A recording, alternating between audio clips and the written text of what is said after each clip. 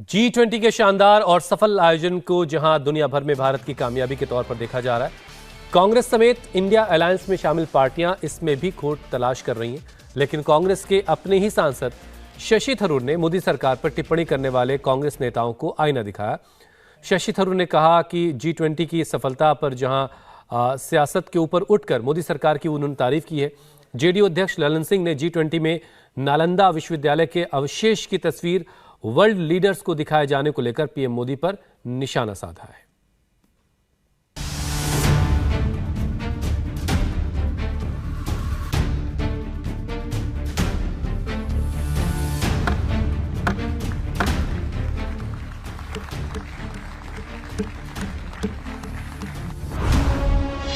शशि थरूर ने कांग्रेस नेताओं को दिखाया आईना।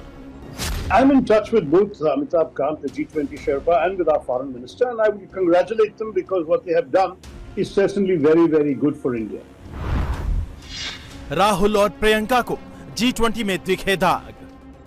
आज सुबह तो मैंने देखा कि इनके G20 जब हो रहा था तो बारिश आई और सारा जितना भी वो जहां पे वो G20 की मीटिंग रख रहे हैं उसमें सारा पानी फैल गया है।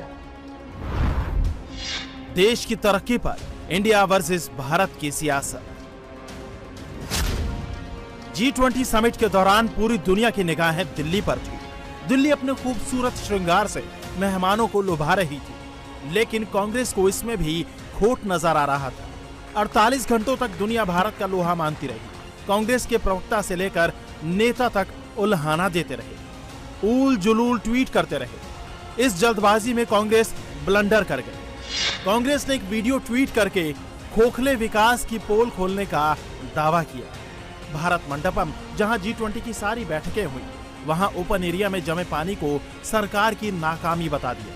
प्रेस इंफॉर्मेशन ब्यूरो ने फैक्ट चेक करके कांग्रेस की पोल खोल दी। बताया कि पानी थोड़ी देर के लिए बाहरी इलाके में जमा हुआ था, जिससे पंप से फौरन बाहर निकाल दिया गया। यानी फैक्ट चेक में कांग्रेस का दावा गुमराह करने वाला निकला। इतना ही नहीं, G20 समिट के दौरान विपक्ष ने एक से बढ़कर एक ट्वीट किए। जयराम रमेश ने स्टेटमेंट दिया कि प्रधानमंत्री मोदी का बयान हिपोक्रेसी यानी एक तरह का पाखंड है। प्रेसिडेंट बाइडेन के बयान को भी अपने सियासी हथियार के तौर पर इस्तेमाल किया। तो कांग्रेस नेता प्रियंका गांधी ने दिल्ली में हुई बारिश को मोदी सरकार के अहंकार से जोड़ दिया। आज सुबह तो मैंने देखा कि इनके G20 जब हो रहा था तो बारिश आई और सारा जितना भी वो जहां पे वो G20 की मीटिंग रख रहे हैं उसमें सारा पानी फैल गया है।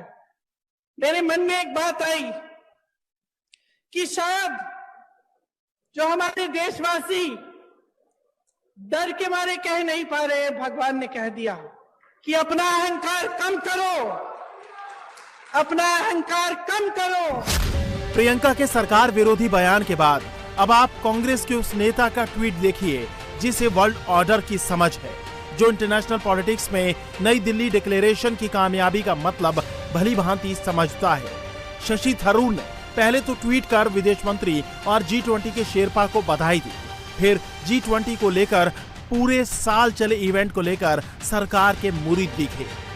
I'm in touch with both Amitabh Kant, the G20 Sherpa, and with our foreign minister, and I would congratulate them because what they have done is certainly very, very good for India.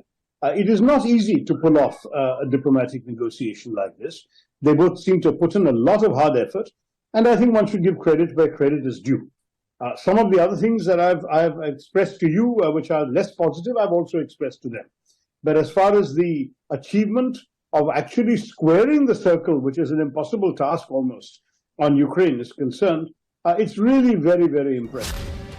Congress नेता Tharoor G20 के दौरान दिल्ली घोषणा पत्र से लेकर economic corridor को लेकर हुई डील तक और यूक्रेन जंग को लेकर संतुलित कार्रवाई, इन सारी कामयाबियों को लेकर मोदी सरकार के मुरीद हैं। लेकिन कांग्रेस G20 की कामयाबी में खोट निकालने में लगी है। हालांकि थरूर की बधाई को शेरपा अमिताभ कांत ने टीम वर्क बताया। कांग्रेस जहां मोदी सरकार की कामयाबी पर बटी हुई है, तो INDIA गठबंधन में शामिल JDU को भी G20 वक्त की बर्बादी लगती है। माननीय प्रधानमंत्री जी सिर्फ देश और विदेश घूमते रहे, फायदा के नाम पर तो हम लोग जीरो समझते हैं। उनका जो अगर हम लोग आकलन करें 9 साल का, तो हमको नहीं लगता है कि वो अब तक जितने भी देश में प्रधानमंत्री हुए हैं उससे सबसे ज़्यादा विफल प्रधानमंत्री का अगर सूची तैयार होगा तो ये सबसे निचले पायदान पर रहेंगे। इसलिए हम लोग को लगता है कि G20 का सम्मेलन हो या ये विदेश जाते हो, ये अपना समय तो बर्बाद करते ही हैं, देश का भी समय बर्बाद कर रहे हैं। पहले जेडीयू के मंत्री ने G20 को देश के समय की बर्बादी बताया तो जेडीयू के अध्यक्ष ललन सिंह ने भी G20 में नालंदा विश्वविद्यालय के अवशेष दिखाए जाने को लेकर पीएम मोदी पर तंज किया। नालंदा खुला विश्वविद्यालय का तस्वीर अगर लगाया गया तो इस देश के आदरणीय प्रधानमंत्री जी को हमारे मुख्यमंत्री और हमारी पार्टी के नेता के सामने नतमस्तक न होना चाहिए। नालंदा विश्वविद्यालय को पुनर्जीवित करने का काम किसने किया? पुनर्जीवित करने का काम आदरणीय नीतीश कुमार जी ने किया। तो आज नीतीश कुमार जी ने बिहार में जो काम किया वो पूरे दुनिया को आप दिखा रहे हैं। यही नीतीश कुमार जी की उपलब्धि है। नालंदा विश्वविद्यालय के अवशेष को दिखाकर पीएम दुनिया भर के मेहमानों से भारत की गौरव गाथा और देश के वैभव का जिक्र कर रहे थे, लेकिन जेडीयू उसे अपने सीएम के काम से जोड़कर देख रही है। तो एसपी चीफ अखिलेश यादव ने घोसी सीट जीतने के बाद ट्वीट कर बीजेपी पर निशाना साधा और G20 के G शब्द को घोसी से जोड़ते हुए तंज किया।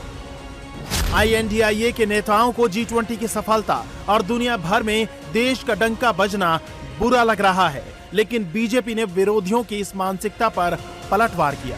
सांसद मनोज तिवारी ने कहा कि पहले दुनिया भारत का फैसला करती थी, अब भारत दुनिया का फैसला करता है। 15 अगस्त को उनको बुलाया गया झंडा फहराने के लिए, तो कांग्रेस के अध्यक्ष जी की कुर्सी खाली रही गई, लेकिन वो आए? आप लोगों को पता नहीं आया। और कल जब पूरे दुनिया के नेता भारत में आए, आपको पता है ना, पहले भारत के भाग्य का फैसला दुनिया के देश करते थे, अब दुनिया का फैसला भारत देश कर रहा है। मेरे भाई कांग्रेस को सियासत के अलावा कुछ नहीं सूझ रहा, वो लगातार हमलावर है, लेकिन हर बार सेल्फ गोल कर रही है और अब थरूर के बयानों ने पूरी पार्टी को आईना दिखा दिया है। इंडिया टीवी हर वक्त हर जगह डाउनलोड करने के लिए सर्च करें India TV news Google play store या ऐप स्टोर पर।